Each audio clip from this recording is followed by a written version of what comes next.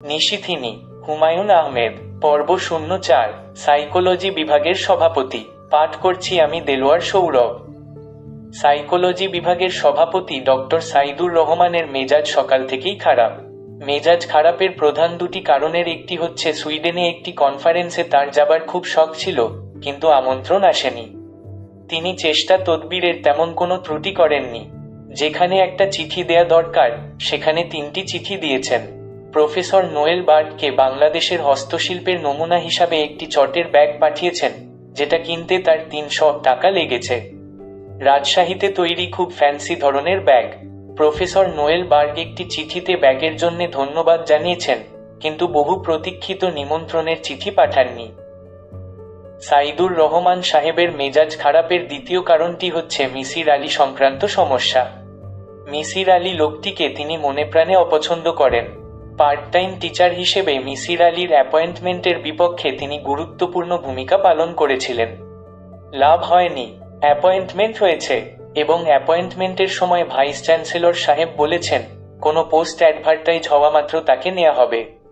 সাইদুর রহমান সাহেব গত ২ বছরে কোনো পোস্ট অ্যাডভার্টাইজ হতে দেননি। অ্যাডহক ভিত্তিতে একজনকে অ্যাপয়েন্টমেন্ট দিয়েছেন। তার ধারণা ছিল অ্যাডহক অ্যাপয়েন্টমেন্টের জন্য মিসির আলী হইচই করবেন, কিন্তু মিসির আলী কিছুই করেননি। এটাও একটা রহস্য, এই লোকটির কি জীবনে উন্নতি করবার কোনো রকম ইচ্ছা নেই, না তার সবটাই ভান? মিসির আলীর ওপর আজ ভোরবেলায় তার রাগ চরমে উঠেছে, কারণ তিনি দেখেছেন সুইডেন থেকে মিসির আলীর নামে একটি খাম এসেছে। তার ধারণা এটা কনফারেন্সের নিমন্ত্রণপত্র, কারণ প্রেরকের নামের জায়গায় প্রফেসর নোয়েল বার্গের নাম আছে। প্রফেসর নোয়েল বার্গ হচ্ছেন কনফারেন্সের আহ্বায়ক। সাইদুর রহমান সাহেব অফিসে খোঁজ নিলেন মিসির আলী এসেছেন কিনা। জানা গেল তিনি এসেছেন, কাজেই সুইডেনের সেই খাম নিশ্চয়ই খোলা হয়েছে। সাইদুর রহমান সাহেব হেড ক্লার্ককে বললেন, মিসির আলী সাহেবের সঙ্গে যদি দেখা হয় তাহলে বলবেন আমি খোঁজ করছিলাম। জি আচ্ছা স্যার।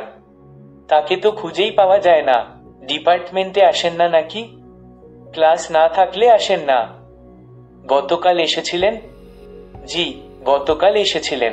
একজন ছাত্রীর ঠিকানা খুঁজে বের করবার জন্য খুব হইচই করলেন। তাই নাকি? জি স্যার, নীলুফার ইয়াসমিন। সে ১.৫ বছর ধরে ইউনিভার্সিটিতে আসে না। এখন তার ঠিকানা খোঁজার জন্য যদি অফিসের সব কাজকর্ম বন্ধ রাখতে হয়, তাহলে তো মুশকিল। কাজকর্ম বন্ধ রাখতে হবে কেন? এই সব পার্সোনাল কাজের জন্যে তো অফিস না। আপনি স্ট্রেইট বলে দেবেন। জি আচ্ছা স্যার। তাছাড়া একজন টিচার ছাত্রীর ঠিকানার জন্য ব্যস্ত হবে কেন? এই সব ঠিক না, নানান রকমের কথা উঠতে পারে। মিসির আলী ভেবেই পেলেন না ইউনিভার্সিটির একজন ছাত্রীর ঠিকানা বের করা এত সমস্যা হবে কেন? অফিসে নেই। অফিস থেকে বলা হলো সমস্ত রেকর্ডপত্র ডিন অফিসে। ডিন অফিসে গিয়ে জানলেন রেকর্ডপত্র আছে রেজিস্ট্রার অফিসে। রেজিস্ট্রার অফিসে যে কেরানি এসব ডিল করে, ২ ঘন্টা অপেক্ষা করেও তার দেখা পাওয়া গেল না। সকালবেলা সে নাকি এসেছিল, চা খেতে গিয়েছে। মিসির আলী রেজিস্ট্রার অফিসের ক্যান্টিনেও খুঁজে এলেন, দেখা পাওয়া গেল না। আবার আসতে হবে আগামীকাল। ডিপার্টমেন্টে ফিরে এসে শুনলেন সাইদুর রহমান সাহেব তাকে খোঁজ করেছেন। মিসির আলী বিস্মিত হলেন। সাইদুর রহমান সাহেব তাকে পছন্দ করেন না, বড় রকমের প্রয়োজনেও তার খোঁজ করেন না। আজ করছেন কেন? সালাম আলাইকুম স্যার। ওয়ালাইকুম সালাম। আপনি কি আমার খোঁজ করছিলেন? বসুন মিসির আলী সাহেব। আছেন কেমন? ভালো। মিসির আলী বসলেন। কি জন্যে ডেকেছিলেন? তেমন কিছু না।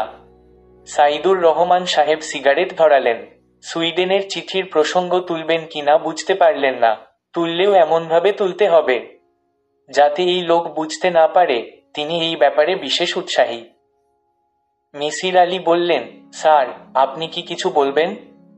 তেমন ইম্পর্টেন্ট কিছু না। সুইডেনের কনফারেন্সের খবর কিছু জানেন? মানে আমার যাবার কথা ছিল। পেপারের অ্যাবস্ট্রাক্ট পাঠিয়েছিলাম প্রফেসর নোয়েলের কাছে। মিসির আলী সহজ গলায় বললেন, আমি ওদের ইনভাইটেশন পেয়েছি, পেপার দেবার জন্যে বলছে। তাই নাকি? সাইদুর রহমান সাহেব নিভে গেলেন। টেনে টেনে বললেন, যাচ্ছেন কবে নাগাদ? ১ সপ্তাহের ভেতরই তো রওনা হওয়া উচিত। আমি যাচ্ছি না স্যার। কেন? আমার কাজের মেয়েটি অসুস্থ।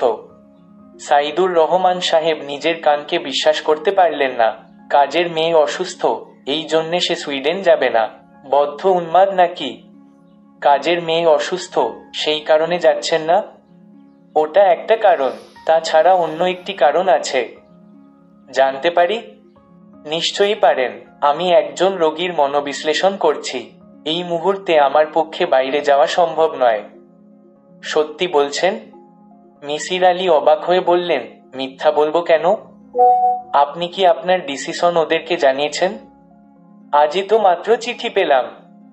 তবু আপনার উচিত ইমিডিয়েটলি আপনার ডিসিশন ওদের জানানো। হয়তো ওদের কোনো অল্টারনেট ক্যান্ডিডেট আছে। স্যার, আপনার কি সেখানে যাবার ইচ্ছা থাকলে বলেন। বলবো মানে? আপনি কি করবেন?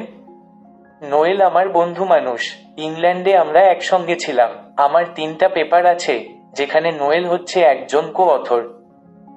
আপনার বোধহয় চোখে পড়েনি। সাইদুর রহমান সাহেবের মুখ তেতো হয়ে গেল। তিনি বিরক্ত স্বরে বললেন, সুইডেন কি একটা যাওয়ার মতো জায়গা? আছে কি সেখানে? বলুন। দেখার কিছু আছে? কিছুই নেই, একটা ফালতু জায়গা। দেখা দেখিটা তো ইম্পর্টেন্ট নয়, সেমিনারটাই প্রধান। সারা পৃথিবী থেকে জ্ঞানীগুণীরা আসবেন। ওইসব কচকচানি শুনে কোনো লাভ হয়? কোনোই লাভ হয় না, শুধু বড় বড় কথা। এটা ঠিক বললেন না। সেখানে যারা আসবেন তারা কথার চেয়ে কাজ অনেক বেশি করেন। বিশেষ করে এমন কিছু লোকজন আসবেন যাদের দেখলে পুণ্য হয়। আপনিও তো ওদের নিমন্ত্রিত, তার মানে বলতে চাচ্ছেন আপনাকে দেখলেও পুণ্য হবে?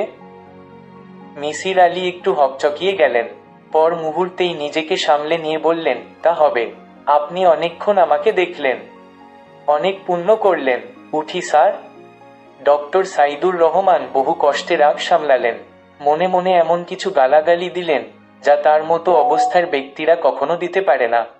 এর মধ্যে একটি গালি ভয়াবহ।